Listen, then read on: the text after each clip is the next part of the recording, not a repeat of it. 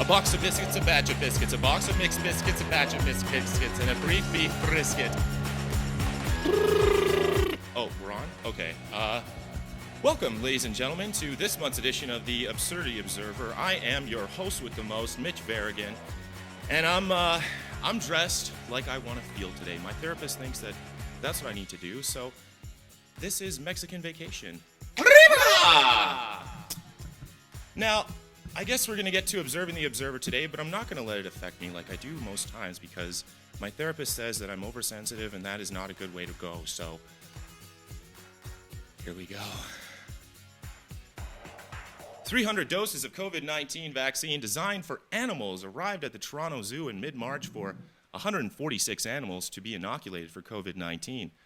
The zoo says they've been training the animals to voluntarily participate in healthcare procedures, including voluntarily presenting an area of the body to receive the vaccine. Whew, I wonder which area they're trying to get them to volunteer. Let's find out. We're going to go out in the field to Mustang Tim, who's at the zoo, live now on the scene. Mustang, what can you tell us? Well, quite honestly, Mitch, this is really incredible what we're seeing here.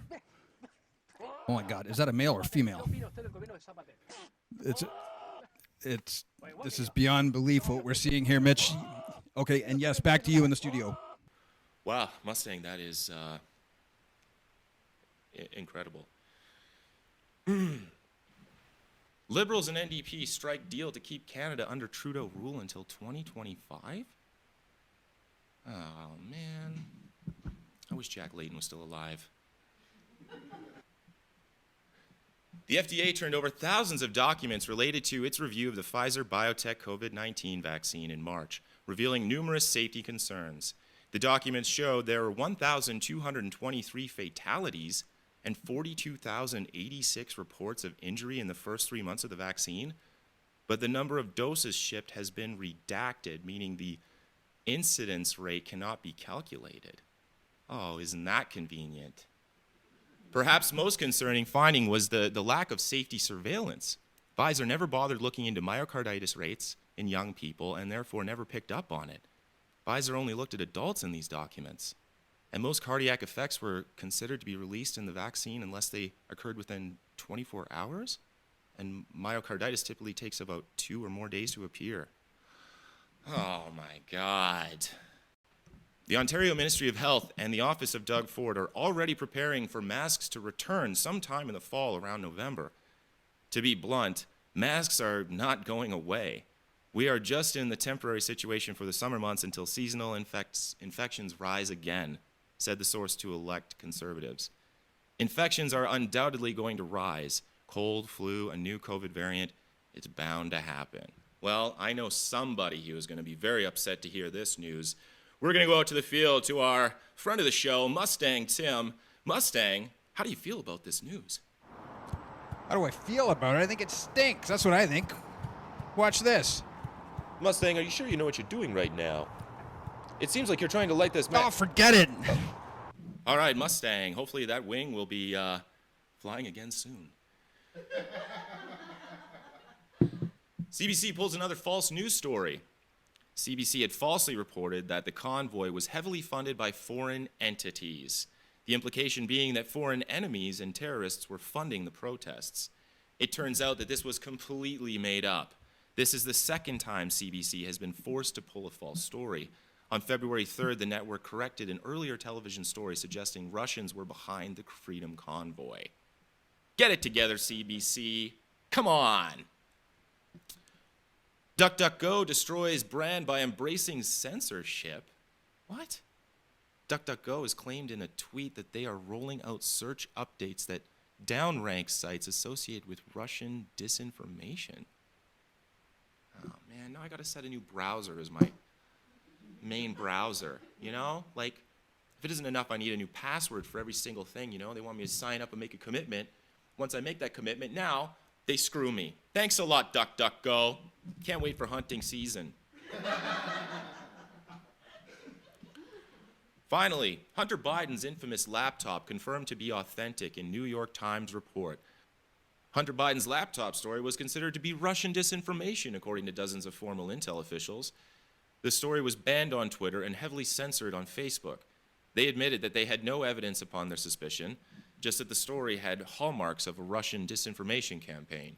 As HuffPost put it, more than 50 former intelligence officials say that the recent Hunter Biden smear campaign is likely a Russian disinformation job. I love how everybody's like backtracking everything they said 6 months ago. What, have we lost we're like goldfish now. It's like we can't remember what happened 6 minutes ago, much less 6 months ago. So how do they expect us? They know we're going to forget. CDC says it accidentally inflated children's COVID death numbers, encoding logic error. The Centers for Disease Control and Prevention, CDC, revised its data this week, reduced pediatric deaths from COVID-19 by nearly 24%. An adjustment was made to COVID data's tracker mortality data on March 14th involving the removal of 72,277, including 416 pediatric deaths previously reported across 26 states because CDC's algorithm was accidentally counting deaths that were not COVID-19 related. Oh, what an accident indeed. An Ontario couple thrown off a Via Rail train for allegedly not pulling up their mask between sips of a drink. The engaged couple was 2 hours away from their destination before being kicked off the train in Belleville.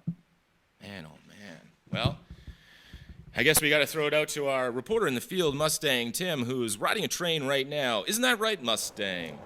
I'm just trying to have a sip of my coffee here, and we got Nazis all around. It's ridiculous. How do people travel like this? Mask up.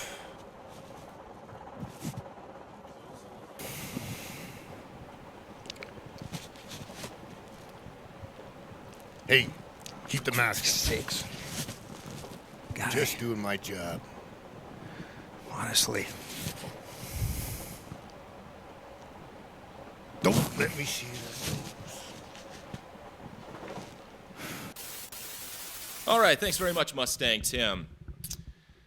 The CBC claimed that Justin Trudeau received a standing ovation for his speech at the European Parliament, failing to mention that over 9/10 of the Parliament left in protest before he began. As per usual, Trudeau's speech focused on democracy, despite several members of the European Parliament calling Trudeau an authoritarian dictator, a disgrace, and telling him he has no place in talking about democratic principles after his tyrannical handling of the Freedom Convoy. Yeah, I saw that. Trudeau got told. Suspected arson attack sets a school bus ablaze feet away from the church of Pastor Artur Pawlowski. Artur Pawlowski, a Calgary pastor who was recently imprisoned for 45 days for participating in the trucker convoy protests, also had his home set on fire through his garage by arsonists in May 2021. I'm not going to let it affect me. I'm not going to let it affect me. Well, I think that about does it for this month's edition of the Absurdity Observer. I'd like to thank friend of the show, Mustang Tim, and all of you for watching. We couldn't do it without you, ladies and gentlemen, so please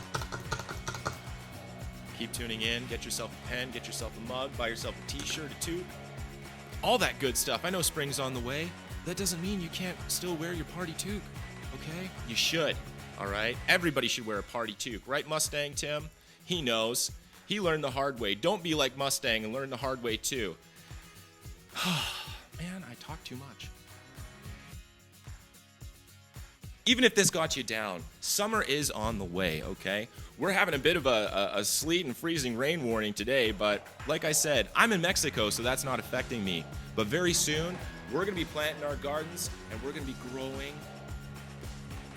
the next generation, all right? So keep that in mind. Sunny days are ahead of us. It will get better, okay? I promise.